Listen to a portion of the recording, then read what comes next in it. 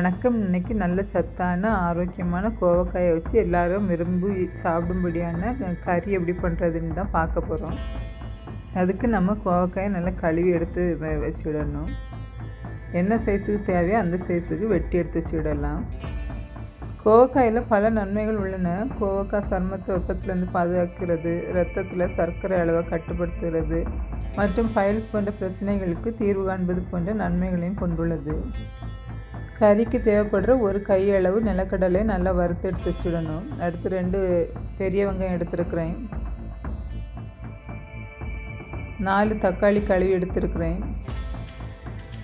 இந்த தக்காளியை சின்ன சின்னதாக வெட்டி மிக்சி ஜாரில் போட்டு அதில் 4 ஏலக்காய், 4 கிராம்பு, ஒரு சின்ன துண்டு பட்டை எல்லாம் போட்டிருக்கேன்.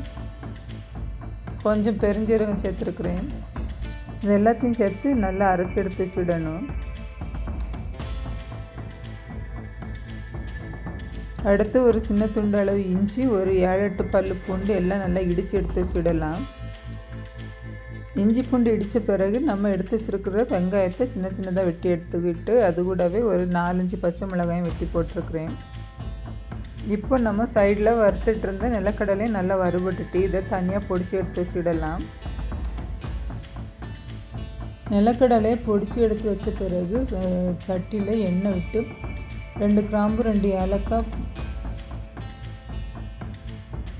அடுத்து வெட்டி வச்சுருக்கிற பெரிய வெங்காயத்தையும் பச்சை மிளகாயும் போட்டு நல்லா வதக்கணும். தீயை கொஞ்சம் மீடியம் ஃப்ளேமில் வச்சு வெங்காயத்தை நல்லா வதக்கி எடுக்கணும். வெங்காயம் நல்லா வதங்கின பிறகு நம்ம இடித்து வச்சுருக்கிற இஞ்சி பூண்டு விழுதை இது கூட சேர்த்து நல்லா வதக்கணும். பச்சை வாசனை போகிற வரைக்கும் வதக்கணும். இஞ்சி பூண்டு வெங்காயத்தோடு சேர்ந்து வதங்கின பிறகு நம்ம அரைச்சி வச்சுருக்கிற தக்காளி பேஸ்ட்டு இது கூட சேர்த்துடலாம்.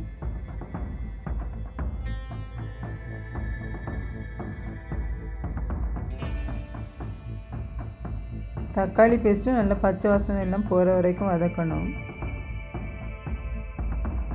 தக்காளி பேஸ்ட்டும் நல்லா பச்சை வாசனை எல்லாம் போய் வதங்கி வெந்து கிடைக்கும்போது கொஞ்சம் மஞ்சப்பொடி, 1 ஸ்பூன் வத்தல் பொடி, 1 ஸ்பூன் வத்தல் பொடிக்கு 2 ஸ்பூன் கணக்குக்கு மல்லிப்பொடி சேர்த்து நல்லா வதக்கி விடணும். அடுத்து ஒரு சட்டியில் எண்ணெய் விட்டு நம்ம சின்ன சின்னதாக வெட்டி வச்சுருக்கிற கோவக்காயெல்லாம் அதில் போட்டு நல்லா வதக்கி எடுக்கணும்.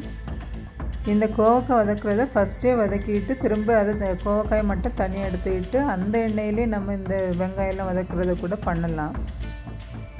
நான் இன்றைக்கி 2ம் தனித்தனியாக தான் பண்ணியிருக்கேன். ஒரே சட்டியில் கூட பண்ணி முடிச்சிடலாம். வெங்காயம் தக்காளியெல்லாம் வதங்கி மசாலாலாம் சேர்த்த பிறகு கொஞ்சமாக தண்ணி ஊற்றி அது நல்லா கொதிக்க விட்டதும் நம்ம வதக்கி வச்சுருக்கிற கோவக்காய் இதில் போட்டுடலாம். கோவக்காய் கொஞ்சமாக வதங்கினதுமே இதில் போட்டுடலாம். அப்புறம் இந்த தண்ணி கூட சேர்ந்து நல்லா அது வெந்து வர்றது வரைக்கும் நல்லா குழம்ப கொதிக்க விடணும்.